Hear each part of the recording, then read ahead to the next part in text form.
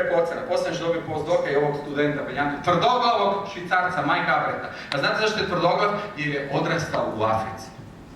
On je Švicarac, ali tata ih je stavio u Južnu Afriku, on se školovao, pita Boga gdje on je proživio Afriku. Pa je otporan kak mi Hrvati, naučio na svašta. Mike je rekao, idemo! I onda je Mike bio tvrdoglav. I dve i druge, meni puna pipa, meni svi zatvaraju projekt, kaže, ne uspijeva. Doletim ja u Ameriku, kaže, Mike, moramo promijeniti materijal. A Mike tvrdoglav neće. Jedno jutro, dok sam još nije puta, odem ja u laboratoriju. Došao šef, ja? Promijenim ja materijal, namjerno. Mike se ljuti na mene, kaže, ajmo probati. Mi napravimo drugi materijal, odmah uspjeli. Bio loš materijal, ali je signal došao da vam ne duljim. Uspjeli smo, sve je do ljubomora. Godinu nakon toga, svejedno opet zatvore projekt, ne daju financije. Onda sam stvarno se razljutio, onda sam doveo svejedno rezervne fondove. Ponovili smo stvar, ponovili smo i tamo, i ponovo u Švicarskoj, i sad svi tu tehnologiju koriste. Od Stanforda do Brookhavena do Pekinga. Kompletna nanotehnologija 21. stoljeća će biti bazirana na to. Sad mi treba samo 25 miliona, ako slučajno ima. Naravno, to me je dovelo u Brookhaven, jel? Steve Chu, Obama. I poslije sad u Peking, evo prije 3 tjedna isto sam savjetnik u Pekingu, ovaj predsjednik akademije, profesor Zhao, naravno s domaćim Kinezom. Ali da bi vam objasnio koliko to je fascinantno, mogu vas provesti kroz univerzum. Idemo se malo prošetati da stvarno shvatite skalu cijele te igre. Vidite, ovo je list. Svi znate što je list. Drveće. Sad ću vas provesti u univerzum da shvatite problem energetike i izazova. Ići ćemo zajedno putovati kroz svemir. Sad smo se digli, vidite svi Floridu. Jer sam krenuo iz Floride, Cape Canaverala, i skalu vidite gore, 10.000 km ovako djeluje zemlja, jel da? Sad vidit će sunčev sustav, jer sam na 10 milijardi kilometara. Molim samo malo spustite ovdje zvuk ako možete imati pomoć. Ovo je trivialno, ali daleko. Vidite kako sunce maleno, ovo su sve planeti koje znate. Sad sam već puno dalje, trilijon kilometara, to su oni financijski novci, znate. Oni financijski novci koje nam društvo koristi. I s tim financijskim novcima idemo dalje. Putujem dalje, sad sam na rubu galaktike. Pogledajte kako je galaktika kompletna sa milijardama zvijezda. U svemiru, samo da se pustite zvuk, vidiš. A sad sam stigao do ruba univerzuma koje mogu. I pogledajte koliko imate milijarde galaktika. To je skala univerzuma koju nikad ne razmišljam. U ovoj tamo dalekoj galaktici mi smo mali prčuljak i mislim zanemarivi. To je vam istina o nama, dame i gospodo. Naša zemljica, jel da? Moram to pokazati da shvatite skalu, nevjerojatno. To je sve energija, znate? Energija u plesu, u ovom vidu. Ali idemo se na brzinu vratiti natrag. Vraćam se natrag, brzo vraćam se do Floride, dođem na skalu lista, a sad idem u obrnutom smjeru. Ajmo malo unutra u materiju, što se kaže. List, to svi znate. Sad idem jako dublje, svi znate ove stanice, te pričice idem jako dublje dobro vremenu. Ovdje već vidite na skali 10 nanometra, vidite ono što se zovu, naravno, to se zovu de facto dijelovi kromozoma i dijelovi DNK. Idem još dublje. Došao sam na nivou nanometra, to su već konglomeracija kromozoma i molekula. Idem dublje, sad sam na nivou angstrema, dakle dijametar takozvanog atoma. Sad već stignem na ugljikovu jezgru. Naravno nije tako statička, ali zanimljivo vidjeti. I kad sam stigao do kraja, koliko danas stignem eksperimentalno, vidite na nivou jezgra, šta vidim? Vidim nešto što je de facto morfno, neke kvarkove pretpostavljam. Dalje ne znamo.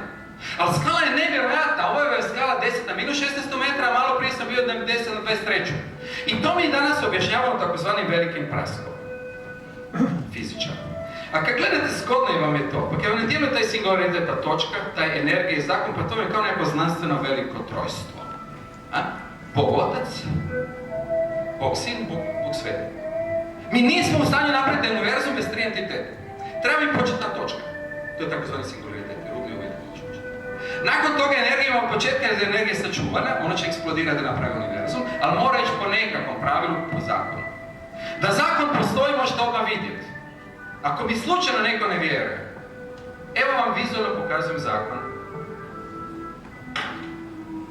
To je fantastično. To je fantastično jer da je zakon totalno univerzalan. To kad napravim u Pekingu, napravio sam, provjerio sam i u Sidniju, totalno identičan. Ja možemo računati, vi ćete mi rekli malo bolje među vančeve većine, znate da je konstantna gravitacija, bla bla bla, nema koristi. Dame i gospodo, to je totalno univerzalno. Haški sud nije.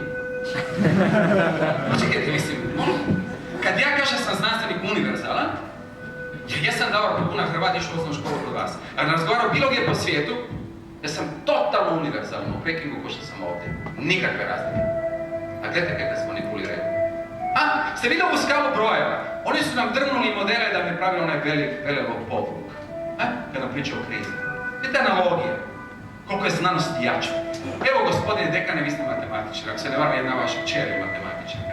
U jednoj jednadžbi imate rješenje, ili možda dva, ili imate ga. I izračunali ste ili ne. Vidite, to je znanost. To je univerzalno. Ona nije idealna. Mi poboljšavamo modele, ali je totalno univerzalna. Imate veliku čast, imate veliku milost svakom među vama. Što ne dvojim da ovo razumijete, koliko vam je dano, i tu ste u sveučilištu u Osijeku, gdje u krajnjoj liniji pristup samo ovo imate, na koncu imate pristup meni. Što znači da ste univerzalni. Po asocijaciji. U 15 milijardi godina, umočeni ovo čudo o kojem možemo razgovarati, večera ću da drugo predavanje utvrđi, da objasnim metafiziku toga, u tom čudu od univerzuma u koji smo umočeni, zakon postoji. Energija postoji od početka, nema formule da ne postoji. Još gore. Fizičari će se sad nasmijati od sreće, pa će mi oponirati poslije, nema veze, to je legitimno. Zato u onom trenutku točke početka, vrijeme nula, kad krenem iz te točke, recimo. Tako svana entropija, stupanj nereda, mora biti nula, jer je savršeni red. Što znači beskonačna informacija. A šta bi vi rekli, profesore, o beskonačnoj informaciji u jednoj točci? To bi odgovaralo dragom Bogu. Beskonačna informacija u točci. Eto, to je singularitet velikog prasta. Može Stephen Hawking pričati bla bla bla bla. Samo Davor Pavuna još par koraka dalje. Rekao je, deco, držim svitom se gramnja, pazite, singularitet mora imati entropiju nula. Po zakonu fizike. Ako ima entropiju nula, informacija je beskonačna. A to ni dragi Bog ne zna kaj nikada. Čista, tvrda fizika prve godine koju predaje. Naravno, to nije dokaz, nije to dokaz, nema pretjerivati. Ovo je samo jedna zgodna alegorija, to je vrlo zabavno. Ali svejedno indikativno. Jer pogledajte skalu, uz dužno poštovanje prema svakom od vas, svakom bez iznimke. Pa dame i gospodo, ako se vi ne osjećate kao prašina u ovom čudu, nakon što sam sprovezao do gore i natrag, totalno zanemarimo. Budemo iskreni, mi smo to proučali, ja sam to do kraja proučavao. Imamo dodatni problem. Vi svi ste uvjereni sada vi mene vidite. Između nas je prostor i ako guram sada tu nekakvu zastavu, onda primjenjujem silu u vremenu. To je prva hipnoza kompletnog čovječanstva na totalno kriva. Ona kreće od Newtona, ona je u redu, konceptualno, ali to je fundamentalni problem čak i na ovom fakultetu sam siguran. Ja sam 100% siguran, bez da pitam kolege profesore, kakav slučaj fizika.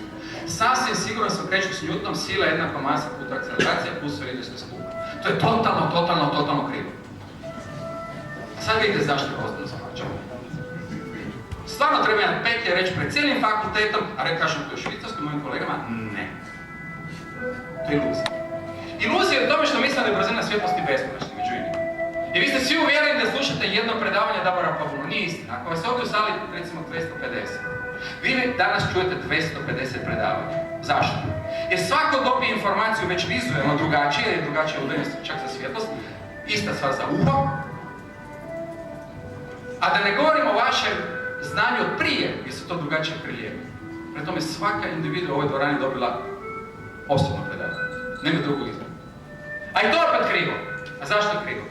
Vidite, čak na principu čiste logike, ja svakog trenutka dišem nekoliko litara kisika. Litru, dve uopće nije bitno. U svakoj 22 litre kisika, odnosno dušika, miješate nije bilo.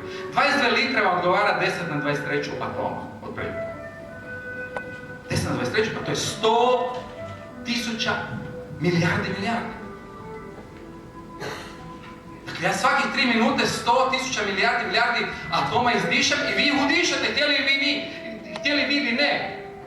Već sam vrhovnike, naravno,